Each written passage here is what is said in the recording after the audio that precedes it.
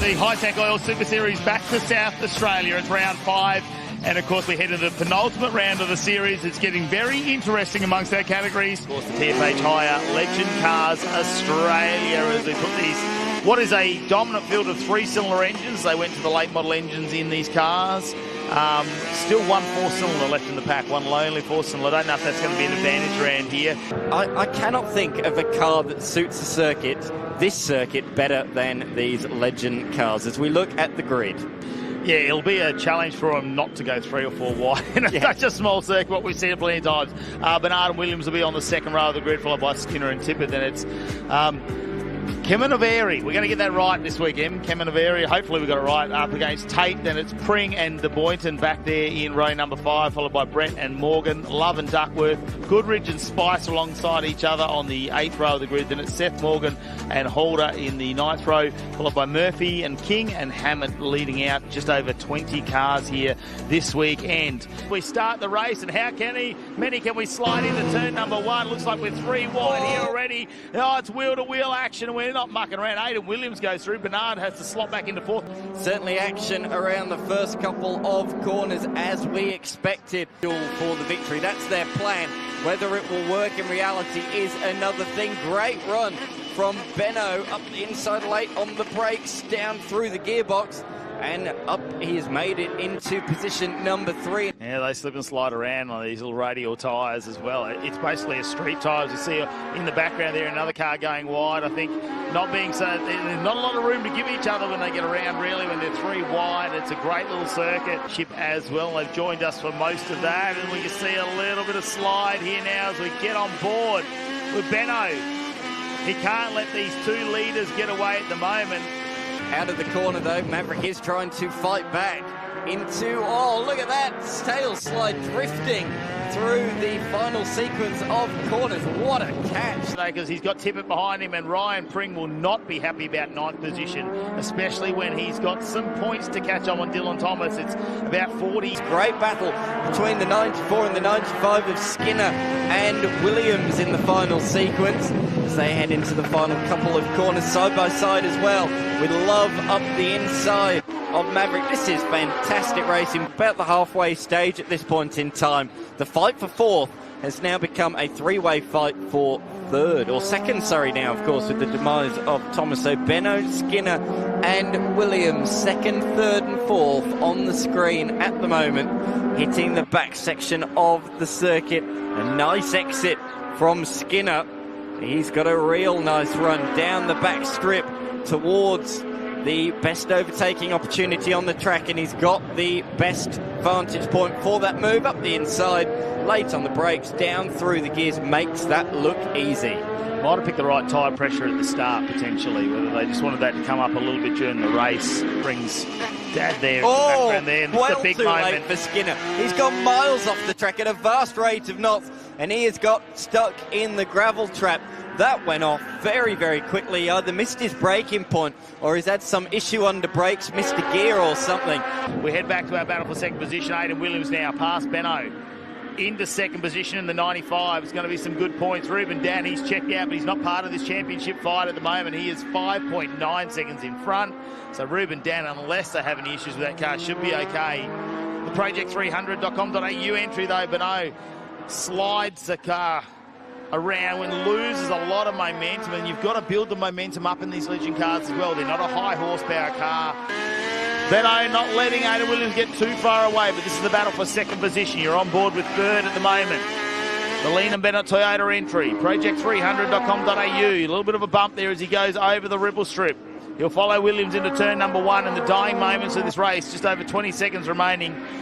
This should be the final lap for our leaders. We're getting confirmation. Final lap. On debut in Legend Cars Australia, hand out the window, fist pumps the air. He is absolutely delighted with that, and rightfully so. Here's how our race results ended up for the Legend Cars Australia. Race number 1, Ruben Dan, the newcomer to the category, who has been super dominant in qualifying.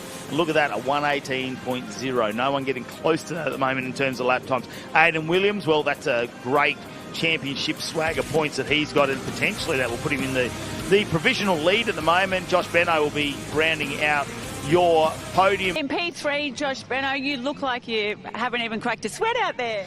Yeah, it was actually a lot tougher than it looks.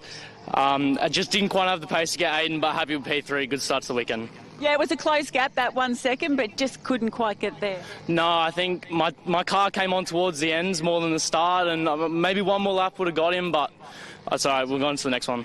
Another opportunity this afternoon. Thank you. Cheers. Well, let's head on to our next race. It's TFH Hire Legend Cars Australia. TFH, they sponsor so many things. Let's have a look at how it's all going to start, though. Ruben Dan, who has been super quick for his first time in the category, out in the front with Aiden Williams alongside, who fought into second. Josh Benno, watch out for him over Maverick. As we are green flag and underway, and we're going 4 wide into turn number 1. Can we hold on to it? They're wheel to wheel now. There's a couple in the back who have just slowed down a fraction. Was there room for everyone to get around? Our front runners stay in front. It's all happening in the opening lap of this Legend Cars Australia race. Dylan Thomas gained 4 positions in the first sector alone, and he's continued that in sector number 2, so he's up to position number 13. Up in front, Benno just goes past Maverick. So Maverick in 4th position now. That's a great little battle we're having. We stay on board with the Lean and Bennett Toyota machine, the project300.com.au of Benno in 3rd position. Maverick just behind him. Oh my God, he might have got around Aiden Williams, who's had a big mistake there. Benno now up into 2nd. He's got the nose in front, but as they go around this left-hander, Williams will be down the inside. He might be able to get him under brakes. The young man from the south coast of New South Wales, normally working on some of the power lines down there, but it's great to see him that when he wants to get electrified, he jumps into a Legend Car Australia. Not a fair bit of travel to get here from New South Wales. A couple of days in the car, camping out. Aiden Williams now around the outside of Benno. He won't be happy with 3rd. He came 2nd last time, and Maverick in the background. Have a look on the back of Benno's car. Maverick's going, come on, guys. You know, you could really stoush this out and give me a little bit of an advantage. They're really enjoying their time coming out of the Excel racing, where they did for a number of years, and they said, you know, it's a fantastic little category to jump into in the Legend Cars Australia. Obviously, the spare parts that are available nowadays with the Excels starting to dry up with the amount we've gone through, and what has been fantastic racing over the years, but honed his skills in there, and now in the Legend Cars Australia, I know they've got their sights set on potentially doing what some of our drivers are doing and have a little bit of a look overseas. If you get that opportunity to go there and just do a couple of races. Absolutely. I was in England earlier on in the year, and I watched the Legend Cars National Championship on quarter-mile oval racing. I think there's something like 40 countries in the world they sell these cars into. So, yeah, they're a great little car to get in. Benno now on the inside of Williams. Can he pull it off? He gets it under brakes. Don't see any tyre smoke. It's nice and smooth. Maverick on the back of this train, though. Have a look. He's in 4th position. Can he stay with Williams? And in the meantime, Tippett's now approaching as Williams goes down the inside of Benno. This is fantastic racing, isn't it? But look, the more these two fight, the more other cars are going to vie into this battle, including Maverick and also the fast-charging Tippett, who's been there or thereabouts all day, just stayed out of trouble. And we haven't mentioned him too much, but he's really coming on strong inside the top 5 in this race. Through they go around the tight left-hander, where we've seen many famous moments there over the years. I'm just having a look at the timing boards, and this is exciting what's going on. Watch Benno here on Williams, and while this is happening, race record now, Ruben Dan's gone a 1:17.88. Incredible. Oh, Maverick, can he stay on the inside of Williams now? He's been waiting for this opportunity to get in the fight between these three. He's been hovering around the back of it. He's looking for a podium finish, and wouldn't it be great to see his first podium here in Legend Cars Australia? The Queenslander, we haven't seen so many of them up there. It's been so dominant by New South Wales entry in the Legend Cars. It'd be great to see a Queenslander really make his mark on this one.